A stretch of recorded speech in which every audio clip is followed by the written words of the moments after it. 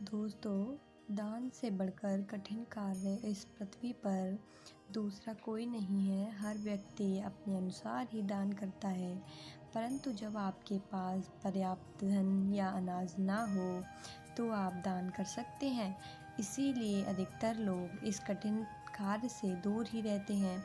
चलिए देखते हैं, ऐसी ही एक घटना को हमें महाभारत ग्रंथ के वन पर्व ग्रंथ में मिलता है। बहुत पहले की बात है।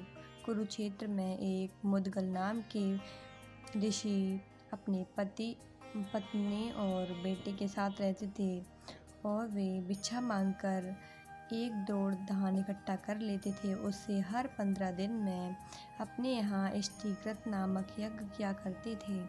फिर देवताओं और अतिथियों को भोजन कराया करते थे। उसके बाद जो अन्न बचता उससे वे परिवार सहित निर्वाह करते। इसके सिवाय उनके पास और कोई संपत्ति नहीं थी। अतिथियों की सेवा का उन्होंने व्रत ले रखा था।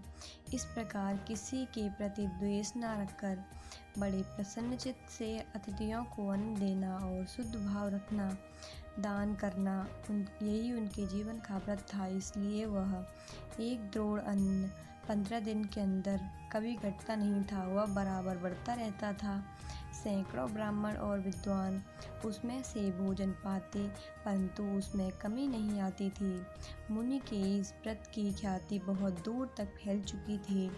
एक दिन उनकी कीर्ति कथा दुर्वासा ऋषि के कानों में पड़ी। वे पागलों सा वेश बनाए वहां आ पहुँचे। आते ही बोले, आपको मालूम होना चाहिए कि मैं भोजन की इच्छा से यहाँ आया हूँ। तो मुद्गल ने कहा, मैं आपका स्वागत करता हूँ। तत्पश्चात उन्होंने अपने भूखे अतिथि को बड़ी श्रद्धा से भोजन परोसा और खिलाया और श्रद्धा से पाया हुआ अन्न बड़ा ही सरस लगा। मुनि भूखे तो थे ही, सब खा गए। मुद्गल उन्हें अन्न देते रहे और वे उसे हड़प करते रहे। अंत में जब उठने लगे तो जो कुछ जूठा अन्न बचा था उसे अपने शरीर में लपेट लिया और जिधर से आए थे उधर ही निकल गए। इसी प्रकार वे दूसरे पर्व पर भी आए और भोजन करके चले गए। मुद्गल मुनि को परिवार सहित भूखा रह जाना पड़ा। फिर वे सभी अन्न के दानों का संग्रह करने लगे। भूख से उनके मन में तनिक भी विकार या खेद नहीं हुआ। क्रोध, ईर्ष्या, अनादर का भाव भी नहीं उठा। वे ज्यों के त्यों शांत बने रहे। पर वह आने पर फिर दुर्वासा ऋषि फिर उपस्थित हुए।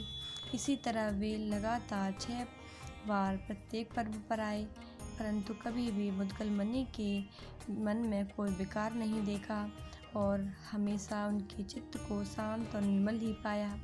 इससे दुर्वासा ऋषि को बड़ी प्रसन्नता हुई और उन्होंने मुद्गल से कहा, इस संसार में तुम्हारे समान दाता कोई भी नहीं है। भूख बड़े बड़े लोगों के विचारों को हिला देती है और धैर्य को हर लेती है।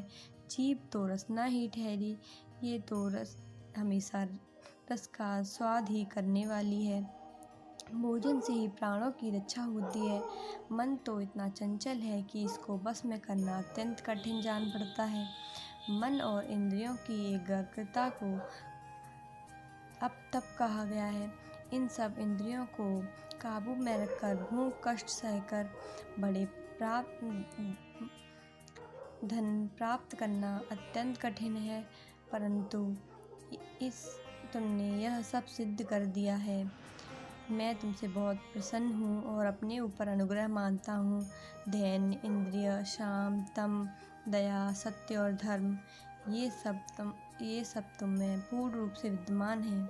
अपने शुभ कर्मों से सभी लोगों को जीत लिया है। देवता भी तुम्हारे दान की महिमा गा गा कर बहुत खुश हैं। इस प्रकार मुद्गल मुनि ने दान की परिभाषा को समझाया था। तो कैसी लगी आपको हमारी ये वीडियो, हमें कमेंट करके ज़रूर बताएं। धन्यवाद।